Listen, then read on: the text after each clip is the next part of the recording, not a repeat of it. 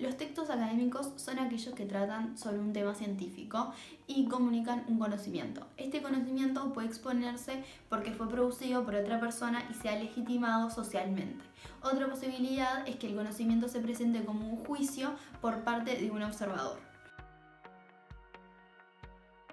Las funciones que tienen los textos académicos son transmitir información, apelar a la comprensión del lector y crear una simetría de saberes entre el lector y el escritor. Estos tienen características particulares y una estructura en específica.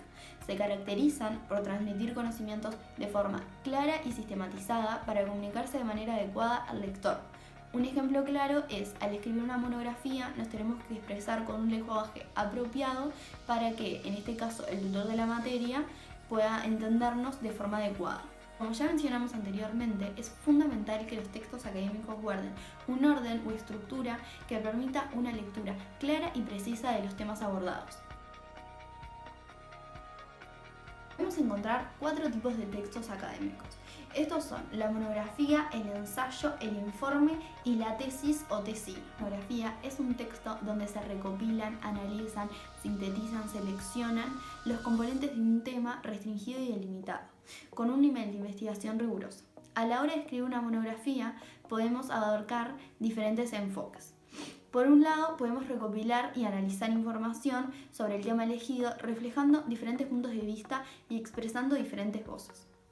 Por otro lado, también podemos abordar un tema novedoso. Usualmente esto se realiza cuando escribimos un trabajo monográfico de investigación.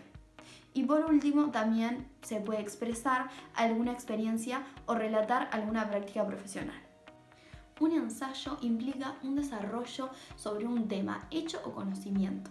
Este nos permite establecer nuestras opiniones a través de la argumentación. En este sentido, es importante destacar que el discurso debe ser consistente. A través del discurso analizamos, interpretamos y evaluamos un tema, transmitiendo en todo momento nuestras opiniones. Por ello, es necesario que el texto presente un contenido relevante y documentado a través de argumentos propios correctamente organizados. El tono del ensayo debe ser formal y se debe evitar en todo momento el lenguaje coloquial. A diferencia del ensayo, un informe comunica de manera descriptiva algo ocurrido y lo hace con la mayor objetividad posible. En este sentido, debemos mencionar detalles relevantes expresándolos de manera sistematizada. Informaremos y analizaremos datos, conceptos, ideas, hechos o sucesos. El principal propósito del informe es centrarse en un tema en específico, brindando información a través de un vocabulario objetivo. Por último, se encuentra la tesis o tesina. Este se refiere a un tema en específico cuya hipótesis debe ser original. Además, implica un estudio científico o académico realizado con métodos apropiados a la naturaleza del tema. A pesar de que existen diversos tipos de textos académicos, todos mantienen una estructura. Esta es muy importante a la hora de presentar textos en las carreras universitarias. Esta consta de una carátula, un índice, una introducción, el desarrollo, las conclusiones y la bibliografía. En esta ocasión yo voy a hablar sobre cómo elaborar el texto académico. Bueno, el texto académico se deben de seguir ciertos pasos como para poder realizarlo. Delimitar el tema es una cosa fundamental, después definirlo y seleccionarlo. O sea, sería delimitar, definir y seleccionar. Así fue como me quedó mejor a mí y así es como lo entendí. Luego de eso debemos elegir un tema. Debemos elegir un tema que sea claro, que nosotros podamos entender, porque es de las cosas más difíciles delimitar. Delimitar un texto para un alumno es una de las cosas más difíciles. Entonces lo que uno debe hacer es elegir textos claros, elegir informaciones claras, porque al elegir muchos temas o un tema muy grande al alumno se le hace un poco complicado. Es importante saber que delimitar un tema es la mejor manera de volverse experto en él, en el sentido de que si debemos acotar un tema para obtener información pertinente, manejarla y transformarla en un texto cuya postura puede ser respaldada, o bien que articule información de manera irrelevante, ¿verdad? Yo creo que para definir un tema lo más recomendable en un principio es hacer una lluvia de ideas y luego seleccionarla, para después ordenar y jerarquizar de cierta manera, ordenarlo. Luego de haber hecho la lluvia de ideas, lo que tenemos que hacer es elegir de qué manera abordaremos este texto. Es decir, cuál es el enfoque que yo le quiero dar a lo largo del texto. Si nuestra intención fuera argumentar en defensa o en contra de la idea. Si queremos simplemente informar al lector sobre el tema seleccionado. Son muchas las formas en las que tenemos de poder abordar el texto académico. Por último, vamos a buscar información y seleccionar utilizando diversas fuentes. Es decir, que podemos buscar libros, internet. Hay que tener en cuenta, sí, la seguridad y la calidad de las fuentes encontradas en internet. Eso es un tema muy importante a tener en cuenta. El segundo paso es organizar la información obtenida. Es decir, una vez que buscamos y seleccionamos información de diferentes fuentes, hay que organizarla. Es decir, yo no puedo poner todo lo que saco de todas las fuentes, si no sería muy repetitivo. Por ejemplo, se pueden usar cuadros de doble entrada en donde se compare la información que elegimos aclarando las fuentes y de allí sacar una sola información. En este tercer paso hay que redactar la primera versión del texto. En este punto recuerden tener en cuenta la estructura de los textos académicos, que eran la carátula, el índice, el desarrollo, conclusión y bibliografía. Luego de eso hay que tener un lenguaje claro y apropiado al escribir. No podemos escribir de forma informal. En este punto lo que hay que hacer es redactar la versión final del texto. Es decir, acá es recomendable controlar que se haya respetado la estructura de los textos académicos. Como por ejemplo, redactar el índice en la versión final del texto sería lo correcto. Nosotros no podríamos redactar el índice en la primera versión del texto. Hay algo que quedaría mal y no es lo correcto. En este último punto lo que se habla es de revisar el texto. Hicimos una primera revisión, hicimos una última revisión y ahora se hace una revisión total. Es decir, hay que estar muy atento a posibles errores que hayan cometido y poder corregirlo. En este paso hay que tener muy en cuenta la normativa de la lengua española, o sea, faltas y también las normas APA, algo que estamos usando mucho y que son muy importantes para el texto. Lo que voy a hacer ahora es recomendar un par de cosas fundamentales que son como no tomar las ideas ajenas como propias. Es una manera de evitar el plagio y la deshonestidad académica.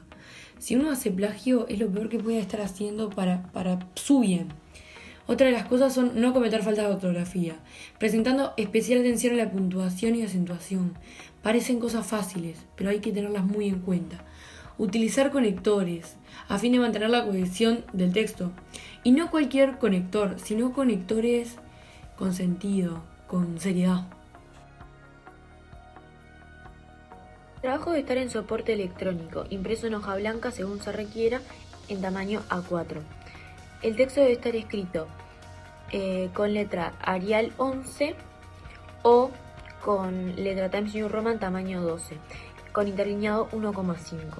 El texto debe escribirse con margen justificado y cada comienzo de párrafo comenzará dejando sangría. Todas las páginas a partir del cuerpo principal del texto deben estar numeradas consecutivamente con números arábigos. Estos números tienen que estar en el margen superior derecho de la hoja. Luego de la carátula se contabilizan pero no se enumeran. Los anexos se enumeran con números arábigos y se pueden optar por no discriminarlos en el índice. Se incluyen separados del cuerpo de la obra con una carátula denominada anexos. Estos no son un elemento obligatorio, pero se sugiere incluirlos si estos aportan información a la obra o al texto. En el caso de incluir más de un anexo, a pesar de que estén ordenados consecutivamente, cada uno de estos contará con una numeración propia. Por ejemplo, anexo A, anexo B o con números, anexo 1, anexo 2. Bueno, ahora voy a hablar de la carátula y de los datos que tienen que estar incluidos en ella. Primero, en las dos primeras líneas tiene que estar el nombre de la institución y de la licenciatura, dejando un espacio doble con letra mayúscula, negrita, centralizado, tamaño 12. Bueno, después el título del trabajo en letra tamaño 16, mayúscula, negrita y centralizado, a 8 espacios libres, 8 espacios dobles libres, debajo del nombre de la licenciatura.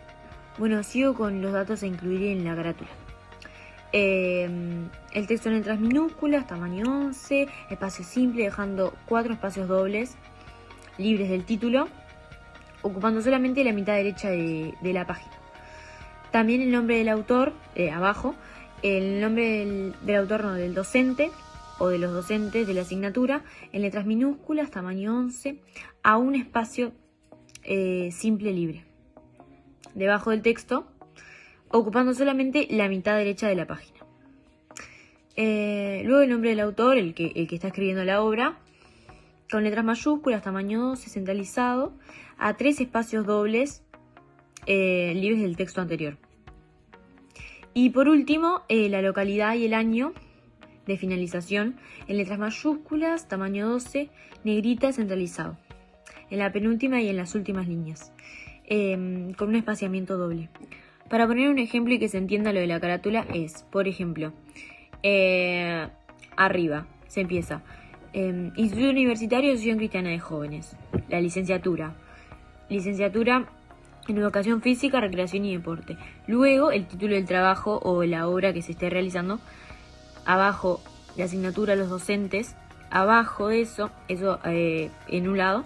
Después en el centro otra vez el nombre del autor, por ejemplo Macarena Tricánico. Y abajo la localidad y el año en que fue realizada. Montevideo, 2020. La representación de los autores y las entidades citadas en el cuerpo de la obra, así como las referencias bibliográficas, deben ceñirse con las normas APA.